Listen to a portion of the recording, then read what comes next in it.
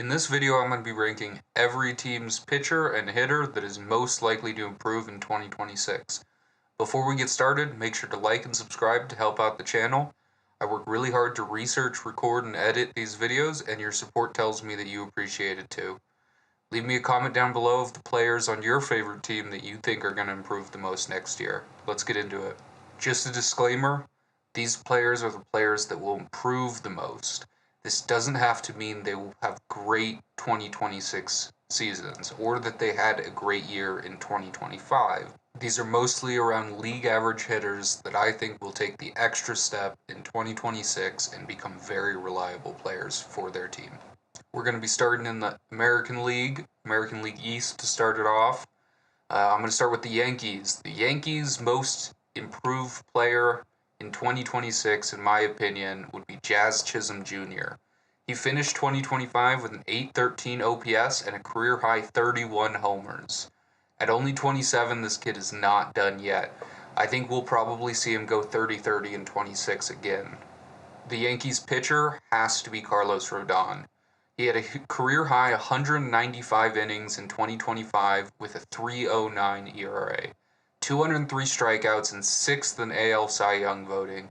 I don't think this is just a hot year either. He has proven he can do better in 2021 and 2022, so I expect him to have another big year in 2026.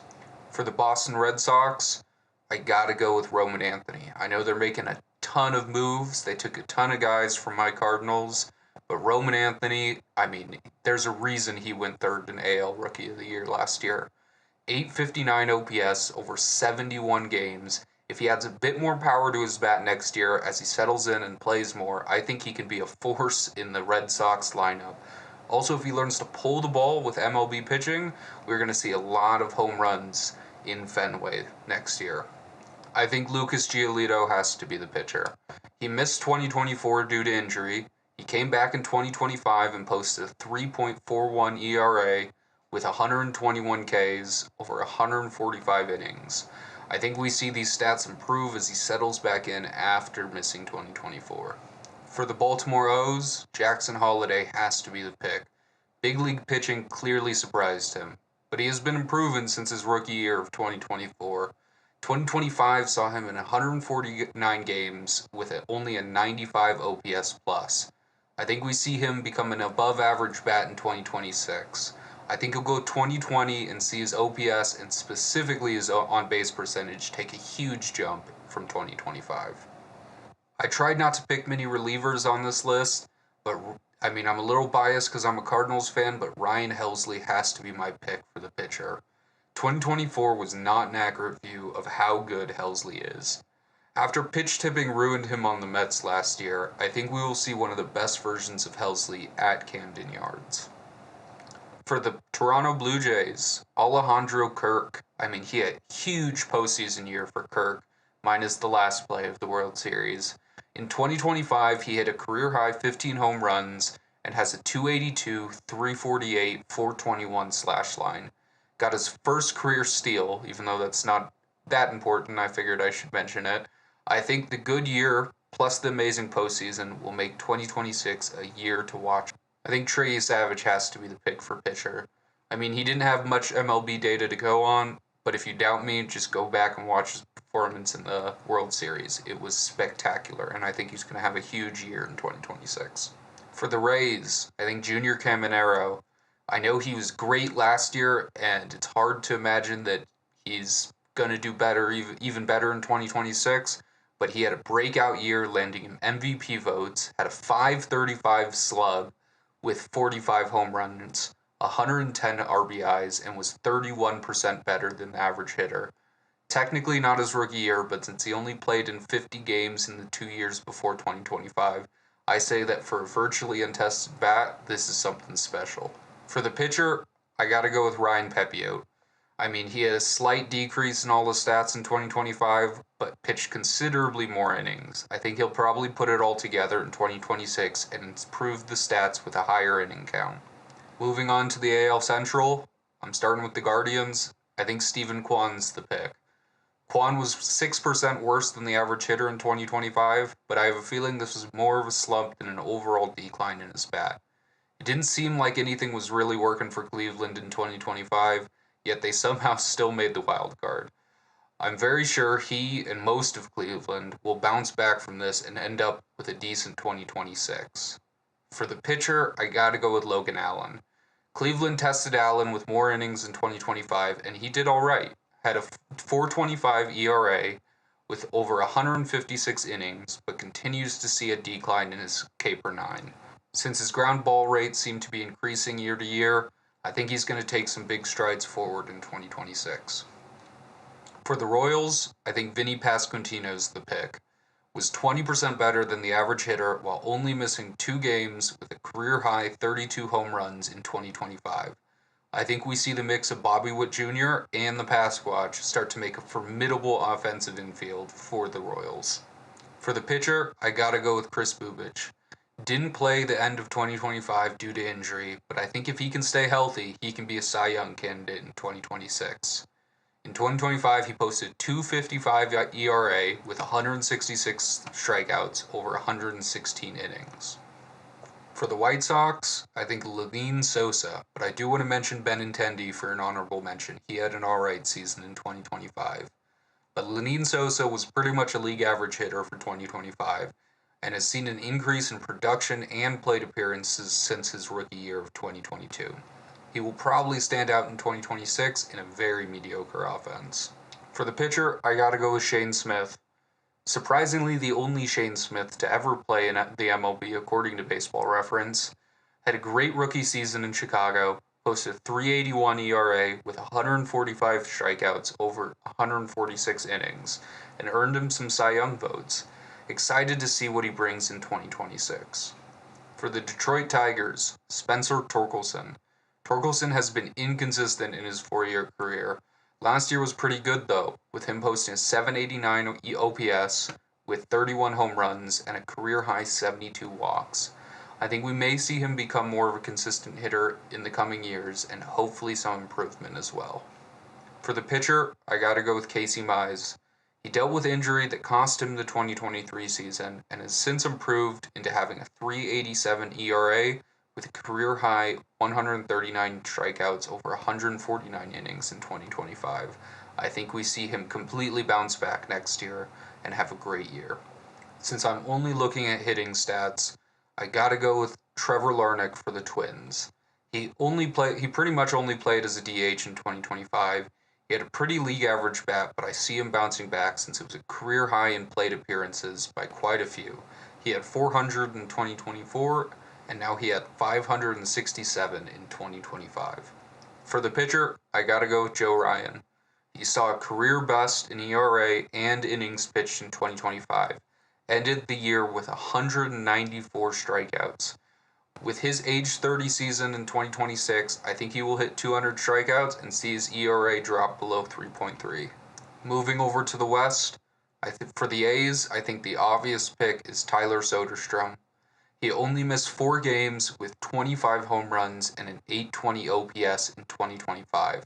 There are a lot of good young A's players to watch out for in 2026, but I think Soderstrom might get overlooked by the majority of baseball fans because of Kurtz and Wilson. For the pitcher, this one was a little tough, but I went with Jacob Lopez. He only pitched 92 innings in 2025, but is showing decent improvement in his ERA and has a remarkable 11 strikeouts per 9 since getting sent from Tampa. I think these high strikeout guys are just what the A's need in that joke of a ballpark they call home. Moving on to the Angels, I think Joe Adell is the pick for the hitter. This is Adell's first year being an above-average bat in terms of OPS plus, and I see him continuing to improve. Had a career-high 37 home runs in 152 games. I think if he improves on his contact in 2026, we could be seeing a great offensive piece for the Angels. For the pitcher, I had to go with Yusei Kikuchi. Sadly, really the only decent thing about the Angels' rotation. He pitched 178 innings with a 3.99 ERA and 174 strikeouts. Has been pretty stagnant in the last few years, but I had to pick someone. For the Astros, I gotta go with Isaac Paredes. Only played in 102 games, but was pretty good when he was on the field. He had an 809 OPS with 20 home runs. Hopefully we see those home run numbers go up when he could just tap some of them into the Crawford boxes in Houston. For the pitcher, I had to go with Hunter Brown. Hunter Brown had an amazing year in 2025, posting a 2.43 ERA with 206 strikeouts over a career-high 185 innings. I don't know if he will improve much in 2026 because of how great 2025 was, but the Astros rotation isn't looking too hot, and I just can't ignore this massive year. For the Rangers, I gotta go with Wyatt Langford. He started off his career great, played in 134 games in 2025, going 2020 with a 7.75 OPS. I think Langford may be a rising star for a team that is clearly on a 2-year World Series hangover. For the pitcher, I gotta go with Jack Leiter. Had a very good rookie season in 2025, posted a 3.86 ERA and 148 strikeouts in 151 innings. He earned some rookie votes and may be on his way to becoming a very reliable starter for the Rangers. For the Mariners, I had to pick J.P. Crawford. 2025 saw him come back from a 2024 slump. He was around a league average hitter, but should see some improvement in his power in 2026 to bring him back to what he was in 2023, where he led the league in walks with 94. Great defense, but needs to bring up his bat, and I see that happening here in 2026. For the pitcher, I gotta go with Logan Gilbert. He dealt with injury in early 2025, which didn't help his stats, but still ended up with a 3.44 ERA and 173 strikeouts in 131 innings. Best K per 9, 11.9, of his year, and I think we see some amazing stuff from him in 2026 if he stays healthy. And now my take on the two most improved players for 2026 in the American League. I think it's got to be Vinny Pasquantino. I think he's going to start making big moves in 2026 and cement himself as a young star. And then the pitcher has to be Logan Gilbert. I think the injury hurt him too much, and I think he's going to bounce back in 2026 and have a Cy Young caliber year. Moving on to the National League, I got to go to the Mets. Francisco Alvarez is my pick. He finished 2025 with a 787 OPS and 11 home runs over 76 games. 2024 saw only a 710 OPS and still only 11 home runs, but over 24 more games. I think he takes some big steps in 2026. For the pitcher, I gotta go with Tyler Mitchell. His K per 9 went up from 10.5 in 2024 to 11.7 in 2025. ERA has been steadily dropping over his career, and he could have problems with his command and walk rate, but I think he's going to have a big 2026. For the Phillies, I'm going with Brandon Marsh. Had a very good year in 2023 with an 829 OPS, dropped off in 2024 with a 747, and is picking it up in 2025 with a 785 OPS. Lowered his strikeouts from 2024 to 2025 from 154 strikeouts over 135 games to 110 strikeouts over 133.